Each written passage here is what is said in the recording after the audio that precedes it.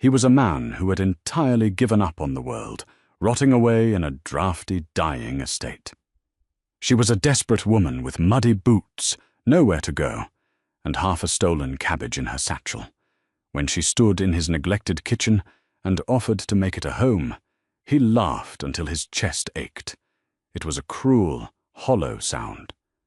But that was before he tasted the stew. A single, steaming bowl of broth that forced a dead man to remember what it felt like to be alive. The rain didn't fall. It spat. It drove sideways across the moors, carrying the bitter chill of late November, turning the roads into thick, sucking trenches of mud. Beatrice Kent dragged her feet through it. Her hem was ruined. Her boots were ruined. Her life, for all intents and purposes, was ruined. But she kept walking. Ahead, looming like a rotted tooth against the bruised sky, was Harrowgate. It was a sprawling stone monstrosity. Once the proud seat of the Dukes of Ashbourne, it now looked entirely abandoned. Half the windows on the east wing were boarded up. The ivy crawling up the stonework had died, clinging to the walls like blackened veins. Beatrice didn't care. It had a roof. It had walls. Right now, that was the only currency that mattered. She bypassed the main entrance. People like her, women with no chaperone, no carriage and no coin, did not knock on front doors. She slipped around the side, fighting through overgrown briars that tore at her wet wool coat, and found the servants' entrance. The heavy oak door was slightly ajar. She pushed her way inside. The air in the scullery was dead. It smelled of dust, old ash, and neglect. Beatrice leaned against the stone wall, chest heaving, water pooling around her boots. She was freezing. Her fingers were numb, white at the knuckles where she gripped her small leather satchel. She needed a fire. She walked past empty pantries and unlit hearths. The kitchen was massive, built to feed 100 people, but it felt like a tomb. Copper pots hung from the ceiling, dull and tarnished. A single pathetic fire smouldered in the massive hearth, fighting a losing battle against the damp draught coming down the chimney. Beatrice dropped her satchel on a heavy wooden prep table. She was alone, or so she thought. If you're here to steal the silver, you're about 4 years too late. The voice was a low, dry rasp. It came from the shadows near the back stairwell. Beatrice jumped, spinning around, her hand instinctively dropping to the small paring knife she kept in her pocket. A man stepped into the dim light of the dying fire. He was tall. That was the first thing she noticed. The second was the sheer state of disrepair he was in. He wore a linen shirt that might have been crisp a week ago, now unbuttoned at the collar and rumpled. His dark hair was overgrown, falling into eyes the color of chipped flint. He held a half-empty bottle of cheap brandy in one hand. He looked like a vagrant, but the cut of his trousers and the heavy gold signet ring on his finger betrayed him. This was Arthur Pendleton, the Duke of Ashbourne, the man the village whispered about, the recluse, the drunk, the madman who let his inheritance turn to dust. "I have no interest in your silver," Beatrice said. Her voice shook, just a fraction, but she locked her jaw to stop it. "I only wanted shelter from the rain." Arthur took a slow drag from the bottle. He watched her. His gaze was heavy, indifferent, scraping over her muddy dress, her soaked hair, the desperate tension in her shoulders. "The local inn is 3 miles down the road," he said. "I have no money for the inn." "Then you have a problem." He turned, as if to walk away, completely unbothered by the fact that a soaked woman was standing in his kitchen. "Wait." Beatrice took a step forward. The mud on her boots squelched against the flagstones. "You have no servants. The house is empty." Arthur paused. He looked back over his shoulder. Astute observation. "I sacked them. They were noisy. They wanted to be paid. It was a tedious arrangement. You have to eat. You have to live." "I manage." He lifted the brandy bottle. "You're starving," Beatrice said flatly. It wasn't an insult. It was a fact. His cheekbones were sharp enough to cut glass. His clothes hung off his frame. "And you're freezing. This house is dying." Arthur turned fully now. A muscle feathered in his jaw. The indifference in his eyes sharpened into something cold and dangerous. "And you, a stray dog dragged in from the mud, are going to point this out to me? Get out of my house! Let me stay." The words tumbled out before she could stop them. They were pathetic, begging words, but she stripped the pleading tone from them. She stood tall. She looked him dead in the eye. "Let me stay," she repeated, her voice steady. "Give me a bed and a fire. In return, I will work. I will clean. I will cook. You are living like a rat in a cellar. Let me stay, and I will make this a home." For a long moment, the kitchen was dead silent. The only sound was the rain lashing against the glass. Then Arthur Pendleton laughed. It started low in his chest, a harsh, grating sound, and erupted into a loud, barking laugh that echoed off the vaulted ceilings. It was a terrible sound. There was no joy in it. It was the laugh of a man who found the sheer absurdity of hope deeply offensive. "A home," he choked out, wiping a hand across his mouth. "You look at this ruin, you look at me, and you think of a home. You're either blind, mad, or stupid." "I am hungry," Beatrice countered, unblinking, "and I am cold, and so are you." Arthur's laughter died. He stared at her, breathing heavily, the alcohol and the bitter amusement souring in his veins. He looked at her satchel. He looked at her determined, stubborn chin. He should throw her out. He should physically drag her to the door and lock it. Instead, he set the bottle down on a nearby barrel with a heavy thud. "There is a cot in the servants' quarters above the stables," he said, his voice stripped of all emotion. "It leaks, but it has a door.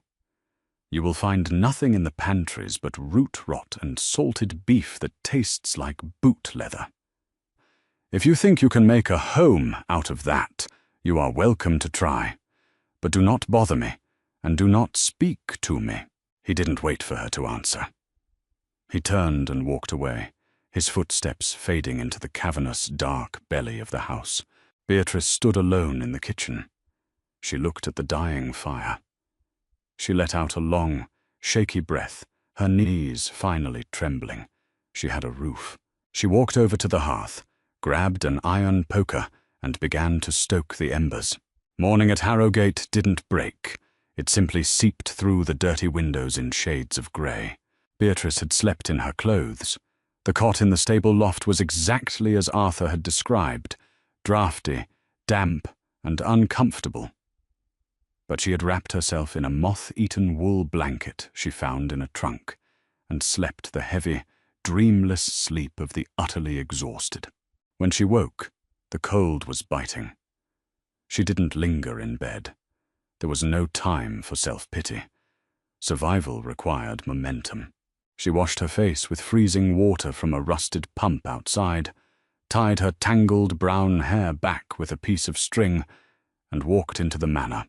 The kitchen was colder than it had been the night before. Beatrice stripped off her coat and rolled up her sleeves. First the fire. She found a pile of damp wood near the back door. It took her 20 minutes, a lot of blowing, and a few muttered curses. But eventually, she coaxed a respectable blaze to life in the massive hearth. The heat hit her face, a small, tangible victory. Next, the inventory. Arthur had not lied. The pantries were a graveyard of culinary ambition.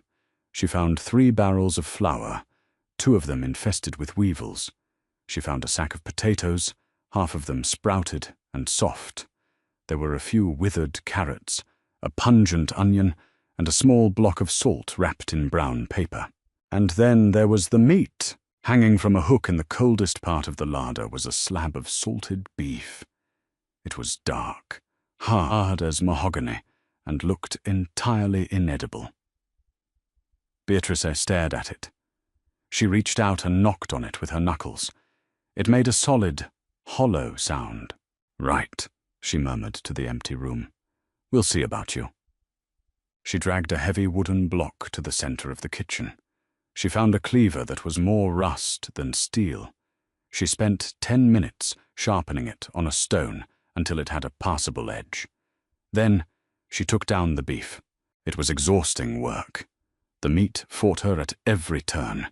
She had to throw her entire body weight behind the cleaver, hacking away the outer layer of crystallized salt and gristle until she reached the slightly softer meat underneath.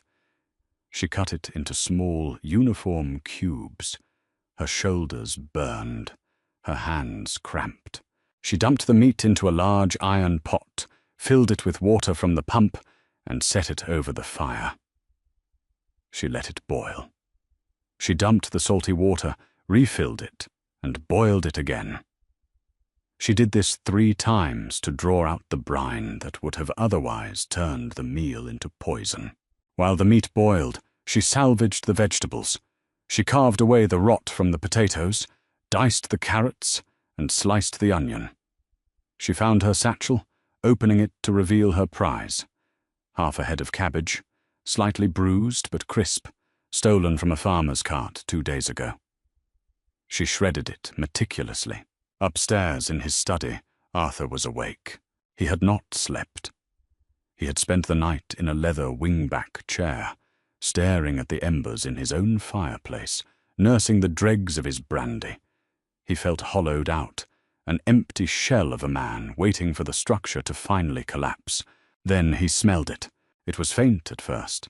It crept up the grand staircase, slipped under the heavy oak door of his study, and wound its way into his senses. Onion, browning in fat. Arthur closed his eyes. His stomach gave a violent, painful twist. He had been surviving on dry biscuits and liquor for weeks. The smell of actual cooking felt like a physical assault. It was intrusive. It demanded a response. He stood up, his joints popping, and walked out into the corridor. He didn't mean to go down. He told himself he was just going to check if the madwoman had burned the place to the ground. But his feet carried him toward the servants' stairs. He stopped on the bottom landing, staying in the shadows. He watched her. She was covered in flour and soot. Her face was flushed from the heat of the fire. She was moving with a frantic, focused energy, stirring the massive iron pot hanging over the flames. She wasn't delicate. There was nothing refined about the way she worked. She wiped sweat from her forehead with the back of a dirty wrist. She scraped the cutting board with the side of a rusted knife. Arthur watched her drop the vegetables into the pot. He listened to the hiss and sizzle as they hit the hot liquid. He hated her in that moment. He hated her because she was trying.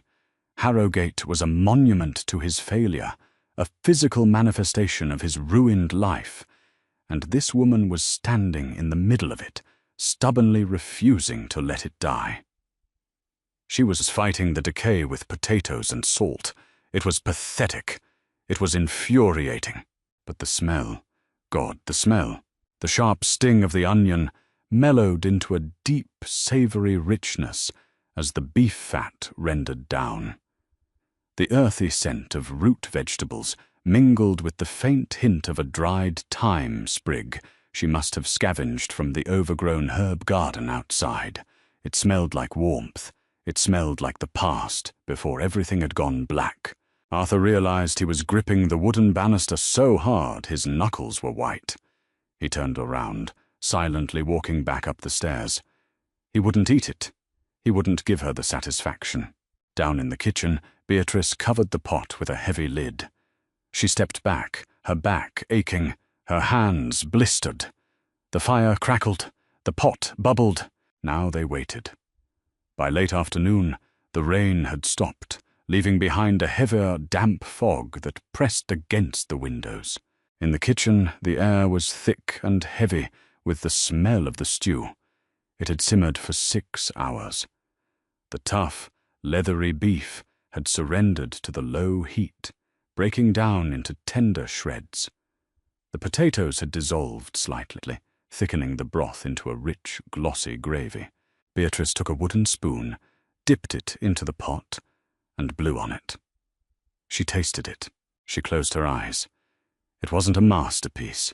It lacked pepper, it lacked fresh butter, and it lacked a good wine to deglaze the pot. But it was hot. It was rich. It tasted of survival. It tasted deeply, fundamentally real. She found a heavy ceramic bowl in the cupboards. She wiped the dust out of it with a cloth and ladled the stew into it. The broth was a dark mahogany, dotted with the pale yellow of potatoes and the orange flecks of carrot. The steam rose in thick, aromatic plumes. She walked out of the kitchen. She found Arthur in the dilapidated dining room. The room was massive, dominated by a long mahogany table that could seat 30. Arthur sat at the very end of it, dwarfed by the empty chairs, staring out the window at the grey fog. He looked up when she entered. His expression was a mask of cold indifference. "I told you not to bother me," he said. Beatrice ignored him. She walked the length of the table, her boots clicking softly against the hardwood floor. She stopped next to his chair and set the bowl down in front of him. She placed a dull silver spoon beside it. "Eat," she said. Arthur looked at the bowl. The steam curled around his face. His stomach clenched so hard it physically ached, but he kept his face impassive. "I didn't ask for this." "I don't care," Beatrice replied, crossing her arms. She stood there, unmoving, casting a shadow over him. "You let me stay. This is my payment." "You will eat it." Arthur scoffed, a dry, bitter sound. "You think you can come in here, boil some rotten vegetables, and play saviour? You think this changes anything?" "I don't think it changes the world," Beatrice said, her voice dropping, losing its sharp edge. She sounded tired. "I think it changes the fact that you haven't eaten a hot meal in a month. I think it stops you from freezing from the inside out. Eat the stew, Your Grace. If it poisons you, you won't have to look at me anymore." Arthur's eyes snapped up to hers. She didn't flinch. She wasn't intimidated by his title, his anger, or his ruin. She was just a woman who had spent 6 hours fighting an iron pot, and she wasn't leaving until he ate. Slowly, deliberately, to show her how little he cared, Arthur picked up the spoon. He looked down at the dark broth. He expected slop. He expected the bitter, salty taste of ruined meat and burnt flour. He scooped up a small amount, a piece of beef, a fragment of potato, a pool of dark gravy, and brought it to his mouth. He swallowed. Arthur froze. He stopped breathing for a second. The spoon hovered halfway between his mouth and the bowl. It wasn't magic. It didn't instantly cure his depression or erase the years of grief. But it was good. It was incredibly, violently good. The meat melted on his tongue, savory and deep. The broth coated his throat, leaving a trail of intense, comforting heat that pooled in his hollow stomach. It tasted of salt and earth and time. It tasted like someone gave a damn. A sudden, sharp sting hit the back of his eyes. He blinked it away instantly, a surge of panic tightening his chest. He couldn't remember the last time he felt warm. He couldn't remember the last time something hadn't tasted of ash or alcohol. He lowered the spoon back into the bowl. He stared at the dark liquid, his mind racing, trying to rebuild the walls of cynicism that a single bite of beef had just kicked a hole through. Beatrice watched him. She saw the slight tremble in his hand before he gripped the spoon tighter. Saw the way his shoulders, tight up by his ears, fractionally dropped. She didn't say a word. She didn't gloat. Arthur took another bite. Then another. He didn't look up. He ate methodically, mechanically at first, and then with a quiet, desperate intensity. The bowl was empty in less than 3 minutes. The spoon scraped against the ceramic, a loud sound in the quiet room. He set the spoon down. He stared at the empty bowl. The silence stretched. It was heavy, but the hostility had bled out of it. Arthur finally looked up. He didn't say thank you. The words wouldn't fit in his mouth. But he looked at her, really looked at her, taking in the flower on her cheek and the burn on her wrist. "There is," he started, his voice a little hoarse. He cleared his throat. "There is a bedroom in the west wing. The roof doesn't leak. The fireplace draws well. You can move your things from the stable." Beatrice held his gaze. A small, tired, genuine smile touched the corners of her mouth. "I'll need wood," she said simply. Arthur looked back down at the empty bowl. "I'll chop it." The axe was dull. Its handle was splintered. The iron head rusted brown and heavy. Arthur gripped it anyway.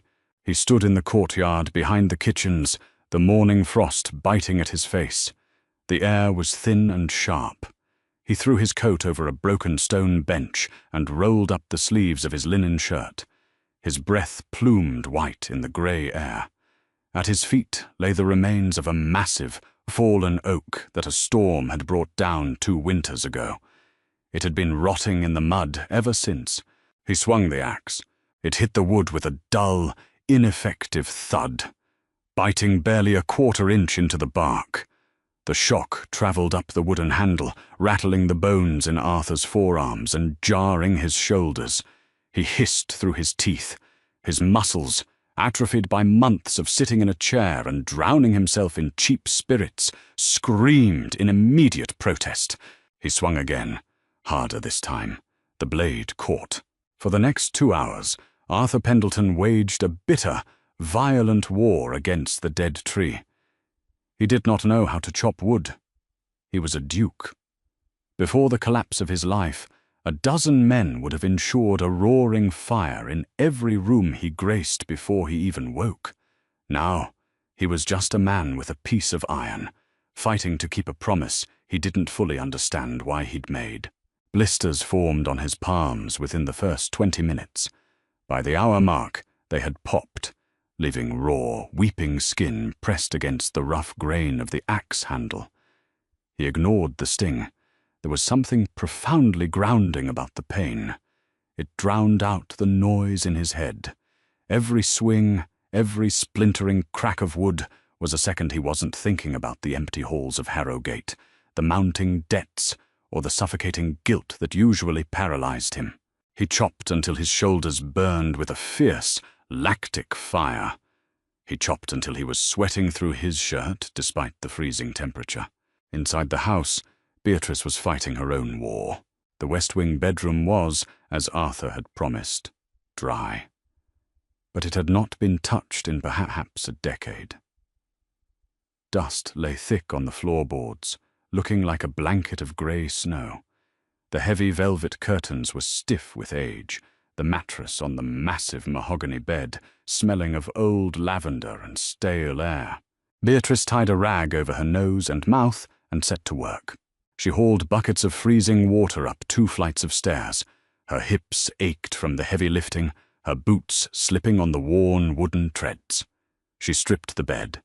She threw the heavy, dusty rugs out the window, letting them crash into the courtyard below, where she would beat them clean later.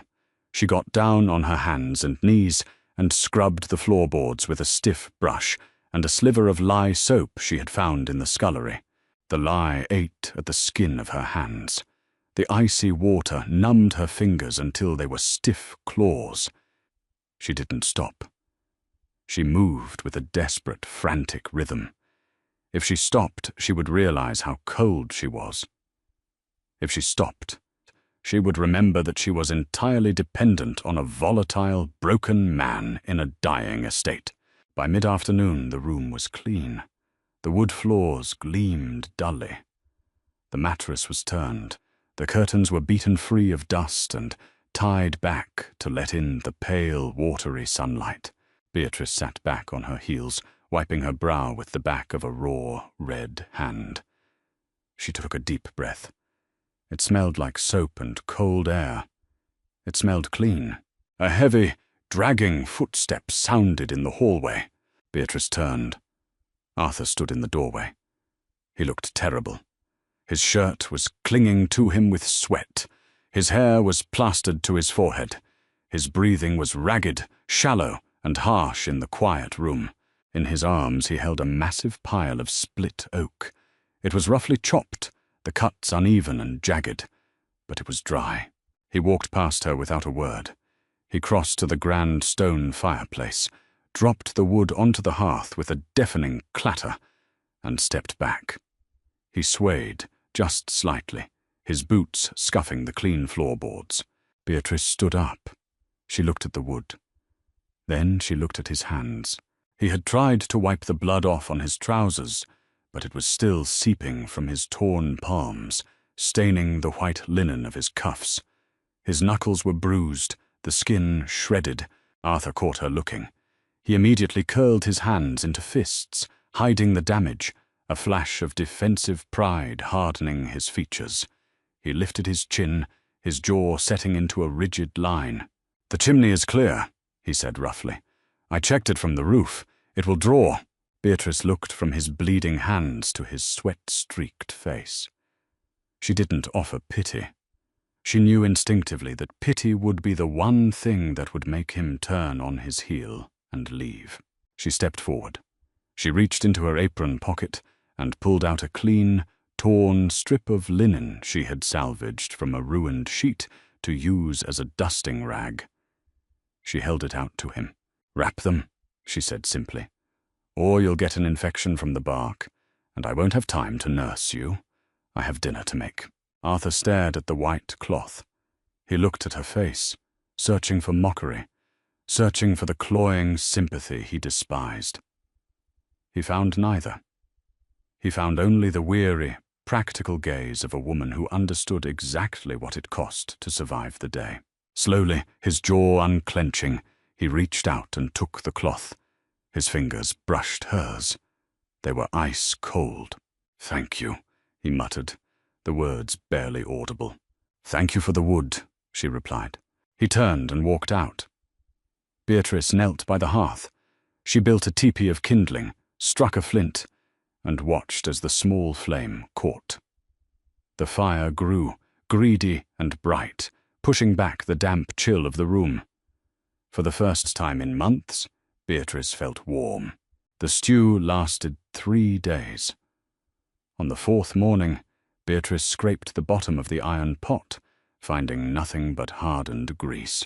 She washed her hands, dried them on her apron, and walked to the study. Arthur was sitting in the leather wingback chair. He wasn't drinking. The brandy bottle on the side table was completely empty, and he was staring at it with a tight, drawn expression that spoke of a deep, physical craving. His hands, wrapped in dirty linen, were resting on the armrests. He was shaking slightly. Beatrice didn't knock. She stepped into the room, bringing the cold air of the hallway with her. "We are out of food," she said. Arthur didn't look up. "There are potatoes. The potatoes are rot. We need flour. We need butter. We need meat that doesn't require a hammer to eat. We need salt." Arthur closed his eyes. The tremor in his left hand worsened. "I have no coin." "You have an estate," Beatrice countered flatly. "You have silver. You have art. Everything of value was sold 2 years ago," he snapped, his voice a sudden, sharp whip-crack of anger. He finally looked at her, his eyes hollow and furious. "The silver is gone. The paintings are gone. The horses are gone. Do you think I sit here in the cold for the sheer aesthetic pleasure of it? Harrogate is bankrupt. I am bankrupt." Beatrice didn't flinch. She had grown up avoiding the fists of drunkards and the sharp knives of debt collectors. Arthur's temper was a tired, blunt thing compared to what she had survived. "Then find something," she said quietly. "Or we starve by Thursday." She turned and left him. She went back to the kitchen and began scrubbing the wooden tables with sand, waiting. An hour later, Arthur appeared in the doorway. He wore a heavy wool overcoat, its lapels worn thin, his boots pulled over his trousers. In his bandaged hand, he held a small leather pouch. It clinked softly as he shifted his weight. "Get your coat," he said, staring at the floor. The walk to the village of Oakhaven took nearly an hour. The road was a rutted mess of frozen mud and deep puddles. They walked in silence, keeping a foot of space between them. The wind whipped across the open moors, biting through Beatrice's thin wool coat. Arthur kept his head down, the collar of his coat turned up against the cold. Oakhaven was a small, tight-knit village. It smelled of coal smoke and wet sheep. As they walked down the main thoroughfare, the effect was immediate. Conversation stopped. Women scrubbing steps paused, brushes hovering in mid-air. A blacksmith's hammer ceased its ringing strike. Eyes tracked them. The Mad Duke had come down from his rotting hill, and he had a woman with him. Arthur's posture changed instantly. He went completely rigid. His shoulders drew up, his jaw clenching so tight Beatrice could see the muscle jumping under his skin. He stopped walking with a heavy, dragging step, and instead moved with a stiff, unnatural haughtiness. He was putting on his armor. He looked straight ahead, ignoring the stairs, his face a mask of supreme, aristocratic indifference. But Beatrice saw the sweat bead on his temple. She saw his bandaged hands curl into tight fists inside his pockets. He was terrified. He was a man flayed open, marching through a gauntlet of people who had watched his father rule and now watched him ruin. They reached the butcher's shop. A bell chimed as Arthur pushed the heavy door open. The smell of raw meat, sawdust, and dried blood hit them. Behind the heavy wooden counter stood Thomas, a massive man with a stained apron and a cleaver in his hand. Thomas looked up. His eyes widened. He wiped his hands on a rag, his expression hardening into a guarded, unfriendly mask. "Your Grace," Thomas said. His tone was perfectly polite and entirely devoid of respect. "We haven't seen you in the village for some time. I require supplies," Arthur said. His voice was clipped, cold, entirely different from the rough rasp Beatrice had grown used to. It was the voice of a man who owned the land they stood on, even if it was rotting beneath his feet. "Is that so?" Thomas leaned heavy on the counter. "I recall the last time supplies went up to Harrogate. The bill went unpaid for 6 months. Arthur flinched. It was microscopic, a tiny tightening of the eyes. But Beatrice saw it. The silence in the shop grew heavy, thick with the old resentments of a village that had been dragged down by its lord's neglect. Arthur reached into his pocket. He pulled out the leather pouch and untied the strings with clumsy, bandaged fingers. He tipped it over the counter. A heavy, solid gold pocket watch slid onto the wood. It was beautifully chased, the crest of the Ashbourne family deeply engraved on the front. Beatrice sucked in a quiet breath. That wasn't a trinket. That was a piece of him. Thomas stared at the watch. He didn't touch it. He looked up at Arthur, a sneer pulling at the corner of his mouth. "Pawning your father's timepiece for a side of beef, Your Grace?" How far the mighty fall? Arthur went pale. His hand hovered over the watch, shaking. He looked like he was going to be sick. He'd opened his mouth, but no sound came out. The crushing weight of his shame had pinned him to the floorboards. Beatrice stepped forward. She moved so smoothly she was at the counter before Thomas could react.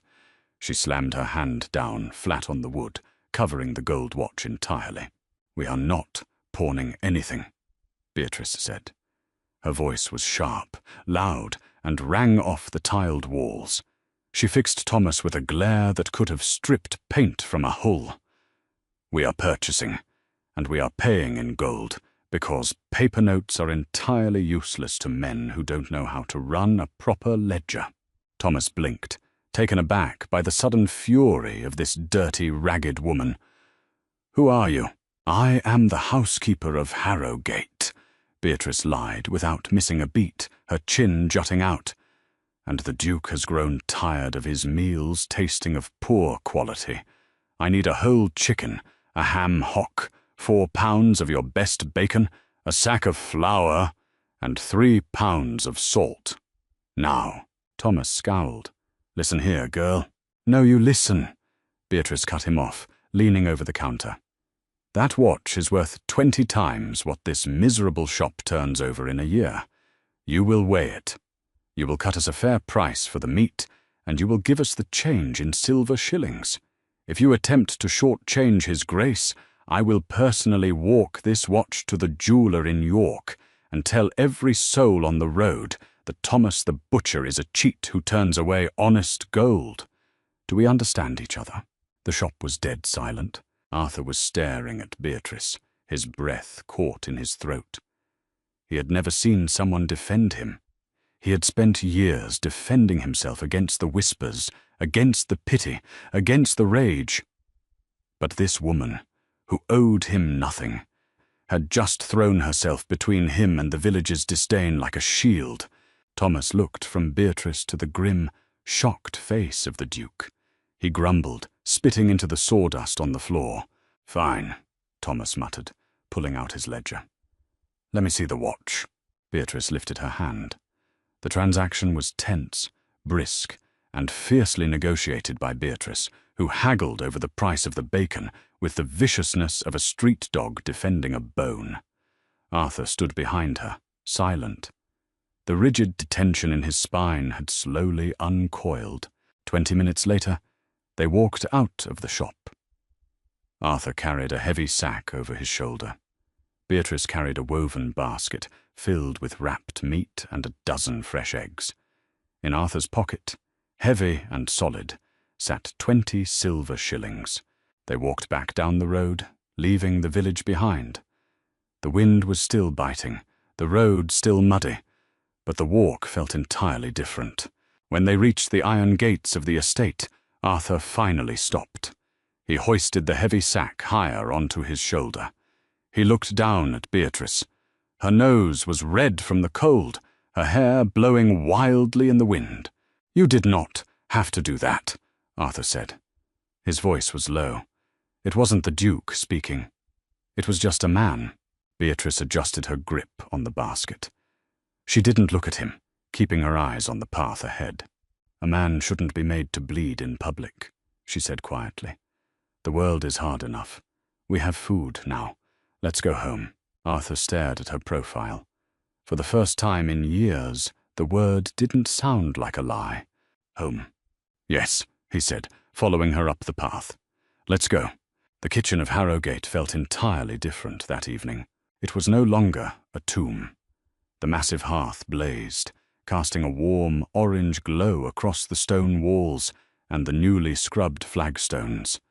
The scent of roasting chicken filled the air, a heavy, intoxicating perfume of melted butter, sage, and crispy skin. Beatrice was at the wooden table, her sleeves rolled up, working flour and butter into a pastry crust. She moved with practiced, efficient grace, the flour dusting her forearms like snow. Arthur sat at a small wooden stool near the fire. He was peeling potatoes. It was a staggering sight. The Duke of Ashbourne, a man who once dined with royalty, was hunched over a tin bucket, meticulously shaving the skins off dirty root vegetables with a paring knife. He moved slowly, his bandaged hands clumsy. But he didn't stop. He hadn't asked if he could help. He had simply picked up the knife and sat down. Silence stretched between them. But it had changed. The prickly, hostile quiet of the first few days had dissolved. This silence was companionable. It was the hum of shared work. "You cut the skins too thick," Beatrice observed, not looking up from her dough. "You're losing half the potato." Arthur paused. He looked down at the pale, angular lump in his hand, then at the thick ribbon of skin in the bucket. "I am unaccustomed to the geometry of vegetables, clearly." She rolled out the dough with a heavy wooden pin. "Use a lighter touch. Let the blade do the work. Don't force it." Arthur adjusted his grip. He tried again. The skin came off in a thinner strip. "Like this?" Better. He dropped the peeled potato into a bowl of clean water. He watched her for a moment. The firelight caught the dust of flour on her cheek. "Where did you learn to bargain with butchers?" he asked. Beatrice didn't stop rolling the dough, but her shoulders stiffened slightly. It was the first time he had asked a question about her. Real, unforced curiosity. "Cheapside," she said, keeping her voice even. "London. The markets there are not for the gentle. If you show a copper coin and hesitate, you lose the coin, the bread, and possibly a finger." "You lived in London?" "I survived in London," she corrected. She lifted the dough, draped it over a tin pie dish, and began crimping the edges. "My father was a watchmaker, not a grand one. He fixed the cogs of working men. When he died, the landlord took his tools for back rent. The streets took the rest." Arthur stopped peeling. He stared at the fire, watching the flames lick around the heavy iron spit where the chicken turned, dripping fat onto the hot coals. He understood the brutality of sudden loss, even if the scale was vastly different. "And how did you end up in Yorkshire, dragging yourself through the mud to a ruined estate?" he asked gently. It wasn't an interrogation. He simply wanted to know. Beatrice sighed. She wiped her hands on her apron and leaned against the table, looking at him. "I found a position as a scullery maid in a manor near York. I worked there for 3 years. She looked down at her hands, tracing the lines of flour on her knuckles. "The master of the house had a son. He returned from university. He was accustomed to taking what he wanted. Wine, horses, women. When I refused him, he didn't take it well. He broke 3 of my ribs.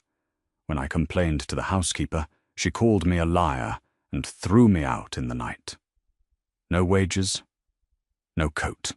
Arthur's grip on the paring knife tightened until his knuckles went white beneath the bandages.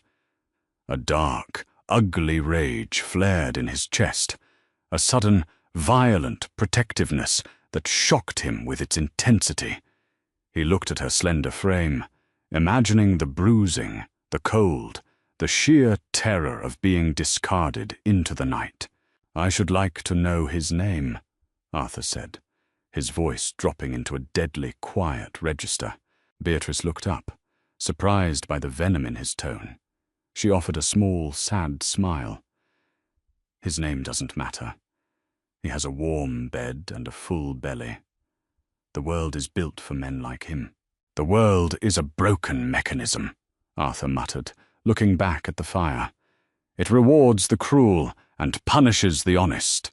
"Is that why you stopped trying?" she asked. The question hung in the air, blunt and heavy. Beatrice held her breath.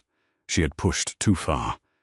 She expected him to stand up, throw the knife down, and walk out.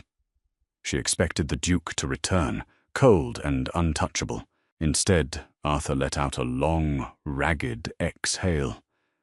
The fight seemed to drain out of him, leaving him looking very tired and very young. "I didn't stop trying because the world was cruel," he said quietly, his eyes fixed on the flames. "I stopped trying because I was the one who broke it." Beatrice didn't move. She waited. "My father left me a prosperous estate," Arthur continued, the words coming out in a slow, painful trickle. He had not spoken these truths aloud in 2 years. "I thought I was invincible. I invested heavily in trade ships bound for the Indies. I borrowed against the land. I borrowed against the tenant farms. I borrowed against the very stones of this house. 3 ships went down in a hurricane. The 4th was taken by privateers." He set the knife down. He looked at his hands, his bandaged, ruined hands. The debts came due all at once. Hundreds of families in Oakhaven lost their livelihoods because of my arrogance. The servants I sacked? I didn't sack them. I couldn't pay them. They left. My fiancée, the daughter of an earl, returned my ring within the month. Harrowgate didn't die of natural causes, Beatrice. I slaughtered it. The silence in the kitchen was profound. The only sound was the crackle of the fire and the hiss of dripping fat. Arthur waited for her judgment. He waited for the disgust to settle on her face. He was a failure, a fool who had gambled with other people's lives and lost everything. Beatrice walked over to the fire. She knelt beside him. She reached out and took the heavy iron poker, adjusting the logs to let more air into the heart of the blaze. "You made a mistake," she said, her voice steady. "A massive, stupid, catastrophic mistake." Arthur let out a bitter half-laugh. "Your comfort is overwhelming." "I am not here to comfort you," Beatrice said, turning her head to look him in the eye. "I am here to tell you the truth. You broke it. Fine. The ship sank. The money is gone. But the stone is still here. The land is still here. You are still breathing. You can sit in the dark and drink yourself into a shallow grave, or you can pick up a rusty axe and chop wood." She pointed to the bucket of potatoes at his feet. "You peeled the potatoes," she said simply. "It's a start." Arthur looked at the bucket. He looked at the woman kneeling beside him, smelling of flour and wood smoke. The crippling weight on his chest, the guilt that had suffocated him for years, didn't vanish. It was still there. But for the first time, it didn't feel fatal. It felt like something he might, eventually, be able to carry. "How long until the chicken is ready?" he asked softly. Beatrice smiled, a real, warm expression that reached her eyes. 10 minutes, she said. "Set the table." January came down on Yorkshire like a hammer. The moors froze solid. The wind howled through the cracked masonry of Harrowgate, and the snow piled high against the lower windows. But inside the house was breathing. It was a shallow, ragged breath, perhaps, but it was life. Beatrice and Arthur lived entirely in the kitchen and the west wing, sealing off the rest of the massive, draughty manor to conserve heat. Their days settled into a brutal, rhythmic cadence of survival. They woke in the dark. They broke the ice in the wash basins. They hauled wood. They boiled water. They kept the fires burning. Arthur changed. The gaunt, hollow-eyed ghost, who had haunted the corridors weeks ago, slowly faded. In his place stood a man forged by necessity. He chopped wood until his shoulders broadened and his calluses grew thick. When the meat ran low, he took an old, rusted fowling piece from the armory and spent hours in the freezing woods, coming back with rabbits and pheasants. He stopped drinking entirely. The withdrawal had been a quiet, violent agony, played out in the dark of his study. Beatrice had left him alone during it, leaving only a pitcher of clean water and a damp cloth by his door. When he finally emerged, pale and shaking, neither of them spoke of it. They just went back to work. One evening in late February, the wind was screaming against the glass. The kitchen was suffocatingly warm, smelling of wood smoke and the faint, sweet scent of the dried apples Beatrice was simmering on the stove. Arthur was sitting at the heavy wooden table, hunched over a piece of harness leather he was trying to mend with a thick needle. His brow was furrowed in concentration. Beatrice was sitting across from him, mending a tear in the sleeve of his only good wool coat. The silence between them had become a physical thing. It wasn't empty. It was dense, heavy with the weight of things unsaid. They moved around each other in the small space with an unspoken choreography. They knew exactly how the other took their tea. They knew the sound of each other's footsteps on the stairs. "You're pulling the thread too tight," Beatrice said softly, not looking up from her stitching. "The leather will bunch." Arthur stopped. He looked at the mangled seam in his hands, then up at her. The firelight caught the stray strands of brown hair escaping from her bun. She looked exhausted. There were dark circles under her eyes, and her hands were permanently red from the lye soap. Yet, to him, She had become the center of gravity in a world that had spent 2 years spinning out of control. "I lack your precision," he murmured, setting the leather down. He leaned back, stretching his stiffer shoulders.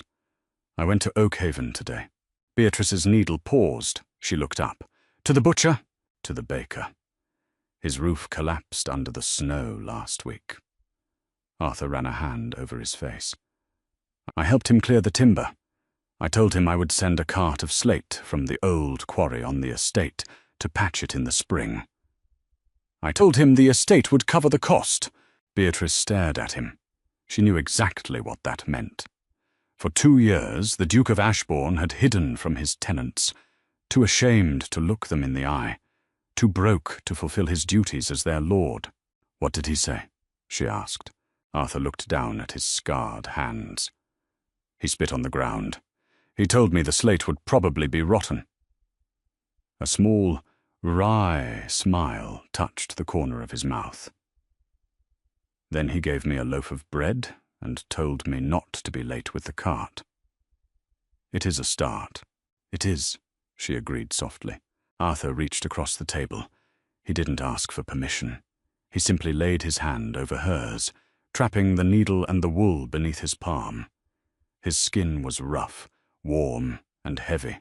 Beatrice's breath hitched. She went perfectly still. "You saved my life, Beatrice," he said. His voice was barely above a whisper, raw and entirely stripped of pretense. "I was a dead man sitting in a chair. You kicked the door down and dragged me back." Beatrice looked at his hand, large and capable, covering her own scarred, tired fingers. A sudden, fierce ache bloomed in her chest. She had spent her whole life fighting to be invisible, fighting to survive in the margins of a world that didn't want her. No one had ever looked at her the way Arthur was looking at her now, as if she were the only thing keeping the roof from caving in. She turned her hand over beneath his. She laced her fingers through his. "You chopped the wood, Arthur," she whispered back. "I only lit the match." He squeezed her hand, a desperate, anchoring grip. They sat there as the wind battered the old house, 2 ruined people holding on to each other in the dark. The thaw arrived in March, turning the estate into a sprawling sea of mud. The snow melted, revealing the full extent of the rot in the gardens, the collapsed stone walls, and the sheer volume of work that lay ahead. It also revealed the road to London. Beatrice was on her hands and knees in the courtyard, tearing out thick, dead briars from the old kitchen garden when she heard the sound. The heavy, rhythmic thud of hooves and the rattle of a well-sprung carriage. She stood up, wiping her muddy hands on her burlap apron. A sleek, black carriage, with a gold crest painted on the door, pulled to a stop before the main entrance. A footman in pristine livery jumped down, opening the door. Out stepped a man who looked entirely out of place against the backdrop of Harrogate. He wore a tailored charcoal topcoat, a silk cravat, and polished leather boots that immediately sank half an inch into the mud. He looked around the decaying manor with a sneer of pure, unfiltered disgust. This was Lord Charles Kenway. Arthur emerged from the stables a moment later. He was carrying a pitchfork, his shirt sleeves rolled up, dirt smeared across his jaw. When he saw the carriage, he stopped dead. His grip on the pitchfork tightened until the wood groaned. "Arthur!" Kenway called out, his voice sharp and carrying across the courtyard. He didn't walk toward Arthur. He expected Arthur to come to him. "Good God, man.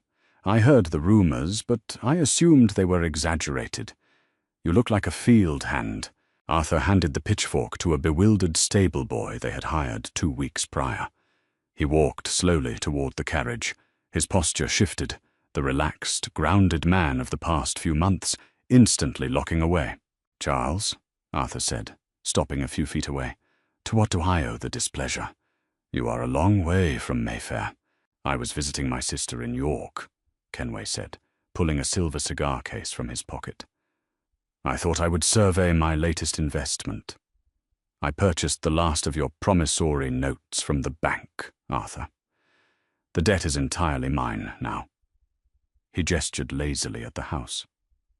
"I came to offer you a way out. Sign the estate over to me. I'll clear your name, give you a small stipend to live quietly in Scotland, and I'll tear this monstrosity down to build a proper summer home."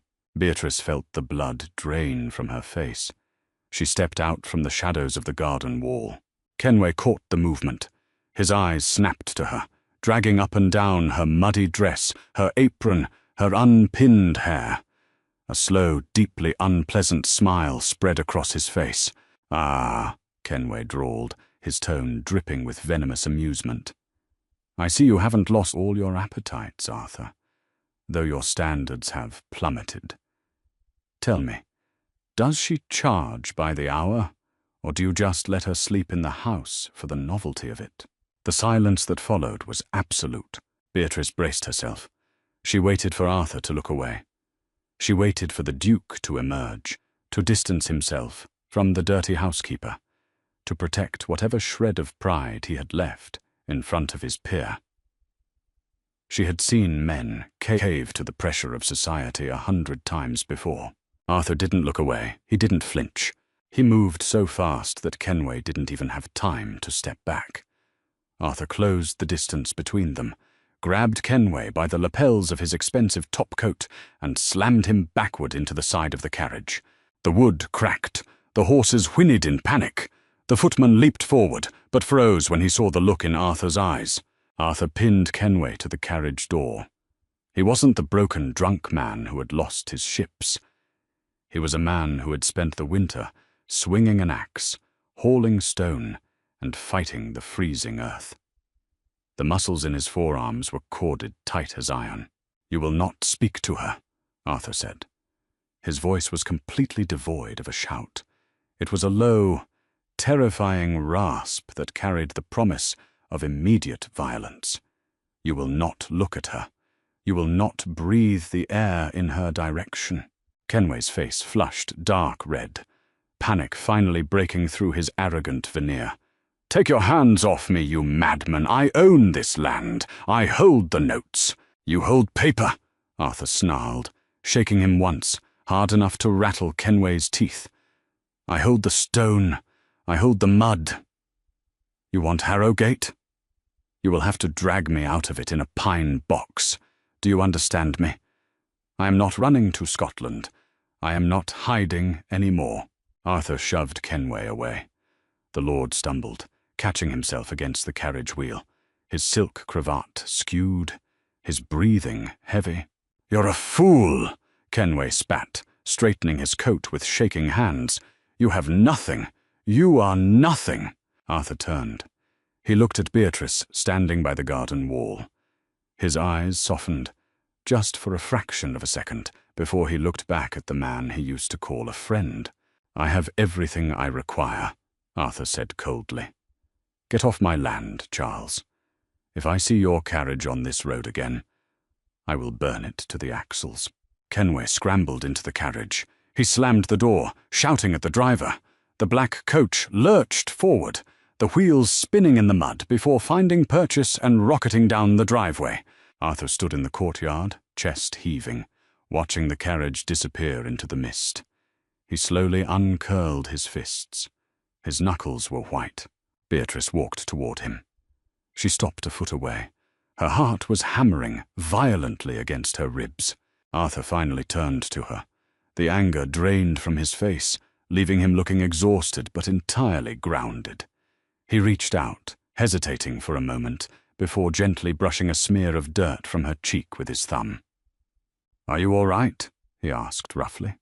Beatrice swallowed hard. "You shouldn't have done that. He holds your debts. He could ruin you." "I was already ruined, Beatrice," Arthur said quietly. "Then you walked into my kitchen. Spring arrived with a desperate, beautiful violence. The grey moors turned a vivid, shocking green. The ancient apple trees in the overgrown orchard, long thought dead, exploded into pale pink blossoms. Harrogate was still a crumbling stone giant, its roof still missing slate in the east wing, its grand halls still dusty and empty. But the kitchen garden was thriving, neat rows of carrots and cabbages pushing through the dark soil. The debts remained. The threat of ruin still hung over them, heavy and real. But something fundamental had shifted. They were no longer waiting to die. They were fighting to live. It was late May, the evening air warm and smelling of damp earth. Beatrice was in the kitchen, standing by the massive prep table. She was shelling peas into a wooden bowl. She wore a simple cotton dress she had sewn herself, her hair pinned up off her neck. The back door opened, and Arthur walked in. He had spent the day working with the tenant farmers, repairing the stone walls that divided the pastures. He was covered in dust, his linen shirt unbuttoned at the collar, sweat gleaming on his throat. He looked exhausted. But there was a quiet, profound peace in his eyes that hadn't been there 6 months ago. He didn't go to the wash basin. He walked straight to the table. He stood across from Beatrice, watching her hands move efficiently over the pea pods. He set something down on the wood between them. Beatrice paused. She looked down. It was the heavy gold pocket watch, the one he had nearly pawned to the butcher in the winter. She looked up at him, confused. "Arthur, I rode into York 2 days ago," Arthur said. His voice was steady, but there was a faint tremor in his hands as he braced them on the table. "I sold the watch to a jeweler. I paid the butcher his remaining balance. I paid the baker for the slate. I paid off the 3 smallest tenant debts." Beatrice stared at the gold watch sitting on the table. "But it's right here." "I sold the casing. I sold the gold," Arthur corrected quietly. He reached out and tapped the watch. "The mechanism inside, the cogs, the wheels, the gears, I kept. I put it in a cheap brass shell. It still tells time. It just doesn't look like a duke's watch anymore. It looks like a working man's." Beatrice's breath caught in her throat. She understood exactly what he was saying. The crest was gone. The title was gone. He had stripped away the gold and kept only what functioned. Arthur walked around the table. He stopped in front of her, so close she could feel the heat radiating off him. He reached down and took her hands, pulling them away from the wooden bowl. His calluses scraped gently against hers. "I have nothing to offer you, Beatrice," he said, his voice dropping into a fierce, quiet intensity. "The debts will take years to clear. This house will be drafty for a decade. I have no servants to draw your bath, no carriages to take you to London. I am a man who chops his own wood and peels his own potatoes." He looked down at her hands, holding them tightly against his chest, right over his heart. "But you told me you could make this a home," he whispered. "You lied. You didn't make a home. You made me a home. You are my home, Beatrice." Beatrice looked up into his eyes. The flinty, cold gaze she had met in this very room 6 months ago was entirely gone. In its place was a naked, terrifying vulnerability. He was handing her his life, entirely unvarnished. Tears pricked the corners of her eyes. She didn't wipe them away. She stepped closer, closing the final inch between them. She reached up, framing his dusty, unshaven jaw with her hands. "I don't want a carriage, Arthur," she said, her voice shaking but fiercely certain. "I don't want gold. I just want the man who stayed." Arthur let out a shaky breath, closing his eyes as he leaned his weight into her hands. Then he kissed her. It wasn't gentle. It was the desperate, starving kiss of a man who had finally found the surface after drowning for years. It tasted of salt and sweat and survival. Beatrice kissed him back with equal ferocity, her hands tangling in his dark hair, pulling him closer, anchoring him to her, to the earth, to this room. When they finally broke apart, resting their foreheads together, breathing heavily in the quiet kitchen, Arthur let out a low, rough laugh.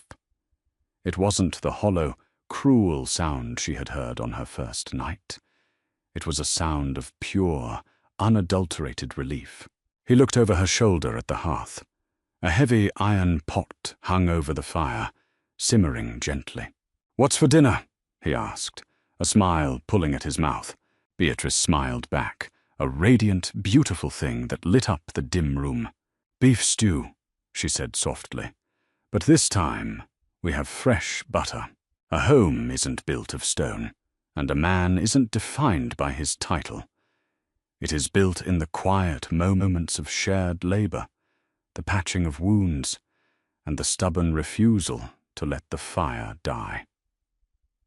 Beatrice and Arthur didn't get a fairy tale ending with endless riches. They got something far better. They got a real, breathing life, built with their own calloused hands.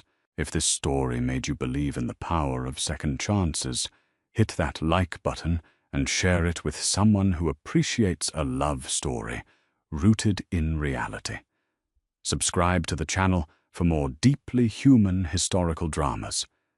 Tell me in the comments, what is the hardest thing you've ever had to build from scratch? Until next time, keep the fire burning.